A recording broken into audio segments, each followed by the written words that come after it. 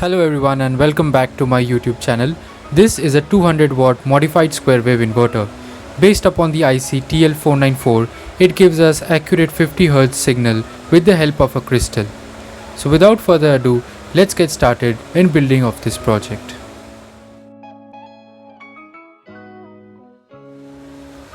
This is a high voltage DC to AC H-bridge inverter.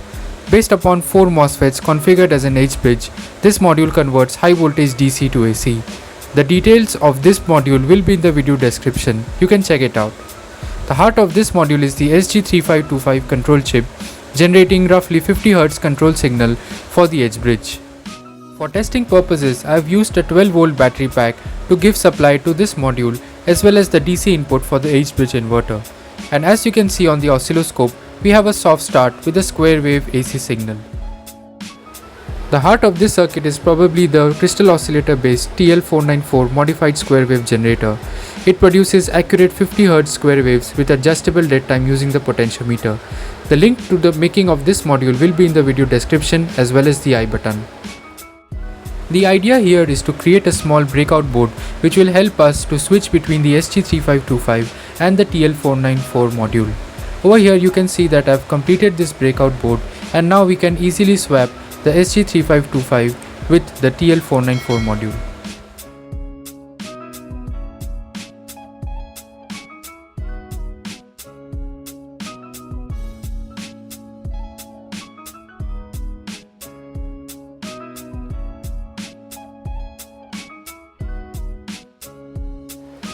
I made this breakout board in such a way that we can easily swap this breakout board and replace it with the original SG3525 to make our normal square wave inverter. Alternatively, we can use this TL494 module to have a more precise modified square wave 50 Hz signal.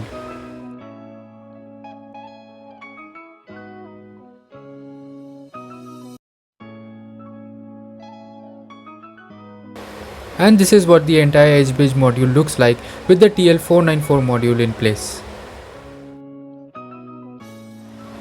Let us now have a look at the output AC waveform using this module.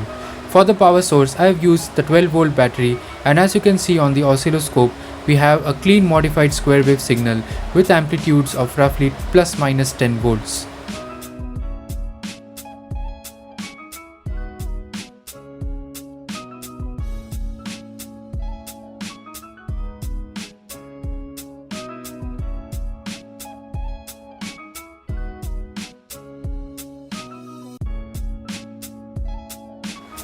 This is a 12-volt to 300-volt DC to DC high voltage converter. I built this module a couple of months back, and if you want more details for this module, I put up the project link in the video description. I highly suggest you watch my inverter playlist to get the background of these modules and the detailed theory behind them.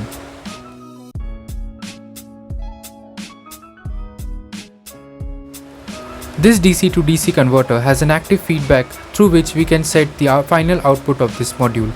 Over here, initially it is set up to 65 volts upon power on. Using a feedback potentiometer, we can change the final DC output voltage.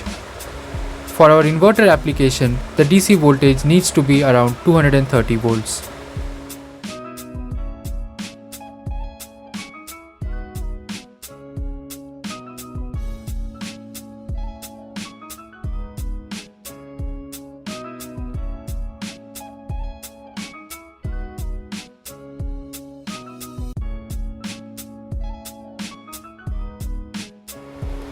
With the voltage in our DC to DC converter set, it was finally now time to connect up this DC to DC module with the H-bridge containing the modified square wave TL494 module. Over here I am powering up both the modules with the 12-volt battery itself, and the output AC voltage will be measured using this multimeter.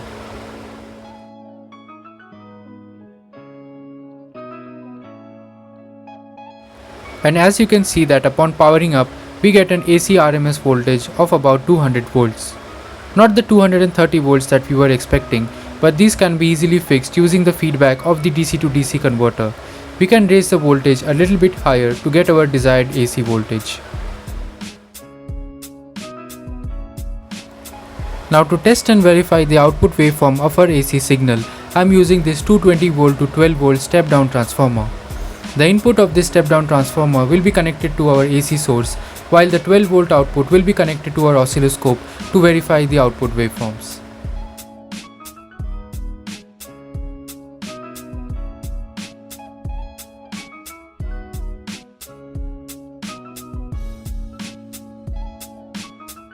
And as you can see that the output of the step-down transformer is pretty much the modified square wave that we would expect from this inverter.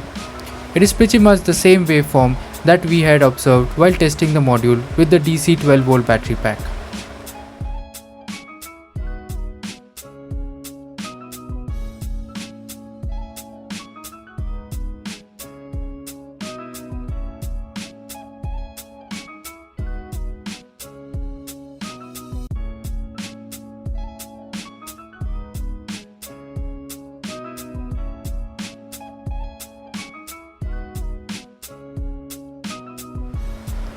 With everything tried and tested, it is finally time to test this inverter with an electrical appliance, for which I have used this 45-watt table fan, which is an ideal load for such an inverter to test.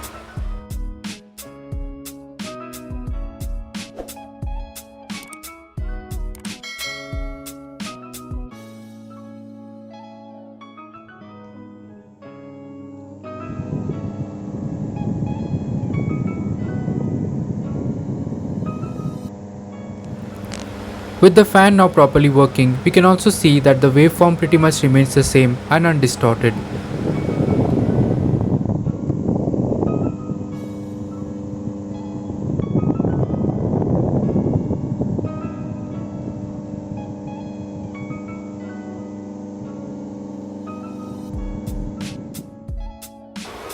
Another thing to calculate for this inverter is its efficiency, for which I have used this multimeter in the current mode to determine the current load on the battery when the fan is working at full speed.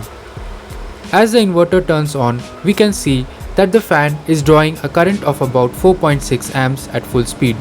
4.6 amps multiplied by 12 volt, which is the nominal voltage of the battery, gives us an input power of 55 watts. The fan itself is rated for 45 watts, which gives us an efficiency of about 83%.